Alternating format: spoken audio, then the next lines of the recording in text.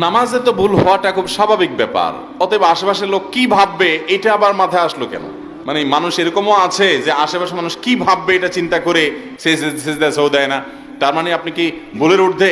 নবী করিম সাল্লাল্লাহু আলাইহি সাল্লাম নামাজ পড়তেছেন, সেখানে নামাজ যে কয় রাকাত পড়া দরকার তার আগে শেষ বৈঠক করে সালাম ফিরে ফেলছে। সাহাবীরা পেছন থেকে বলতেছেন, ইয়া রাসূলুল্লাহ আনাসিতা আম কুসিরাতিস সালাহ, আপনি ভুলে গেছেন না আল্লাহ নামাজ কমায় দিছে? আদব, এ রাসূল আপনি ভুল করেছেন বলেন না যে আল্লাহর ওহী আসতে পারে রাকাত কমে যেতে পারে। সাহাবীদের আদব দেখেন, যে রাসূল আপনি ভুলে গেছেন না রাকাত কমায় দিছে? নবী সাল্লাল্লাহু আলাইহি সাল্লাম বলেছেন বাল নাসিত, বরং আমি ভুলে গেছি। এরপর তিনি সেটা কারেকশন করলেন।